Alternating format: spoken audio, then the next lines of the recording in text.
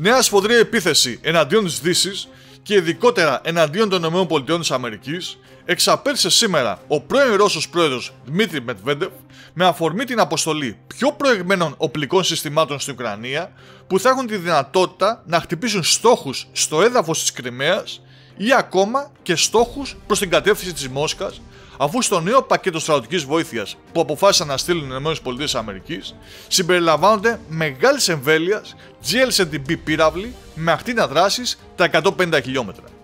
Η επίθεση αυτή του Μετβέντεφ, η οποία πραγματοποιήθηκε μέσω απαντήσεων που έδωσε σε γραπτές ερωτήσεις που το απέστειλε η Ρωσίδα δημοσιογράφος Ναντάνα Φρίντριξον και που ανάρτησε ίδια στο Telegram, συμπεριλάμβανε και την προειδοποίηση ότι η Ρωσία είναι έτοιμη να χρησιμοποιήσει όλα τα είδη όπλων, εννοώντας φυσικά και το πυρηνικό οπλοστάσιο που έχει στην κατοχή της και το οποίο είναι το μεγαλύτερο από όλες τις χώρες, σκορπίζοντας τον δρόμο σε όσους διάβασαν το κείμενο.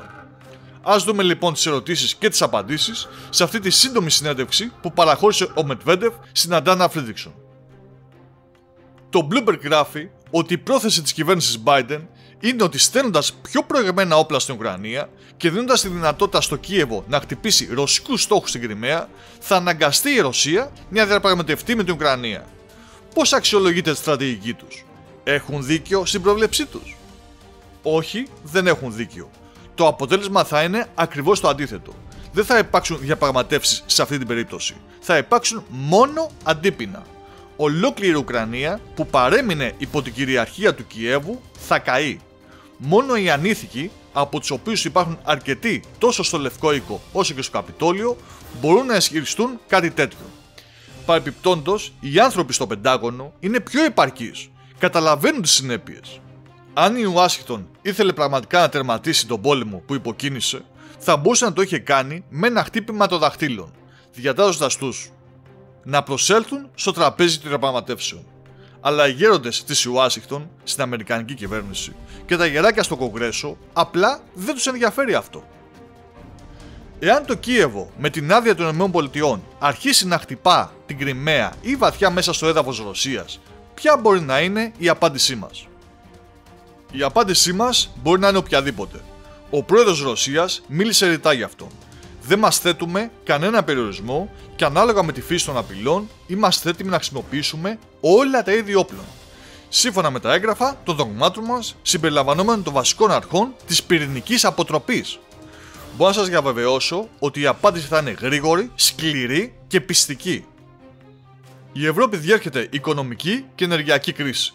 Συμπάσχετε με τους Ευρωπαίους? Δεν συμπάσχω. Συμπόνια θα πρέπει να δοθεί στους ανθρώπους μας στο Ντομπάς και σε άλλα εδάφη που δέχονται επίθεση από τους Ναζί. Οι Ευρωπαίοι πρέπει να λυπούνται μόνο για το γεγονός ότι επέλεξαν τόσο άθλιους ηγέτες. Οι ευρωηγέτες δεν νοιάζονται για τους πολίτες τους. Για να ευχαριστήσουν τον Αμερικανό άρχοντα, αυτοί οι νάνοι κυβερνήτες είναι έτοιμοι να κάνουν τα πάντα για να παραμείνουν στην εξουσία.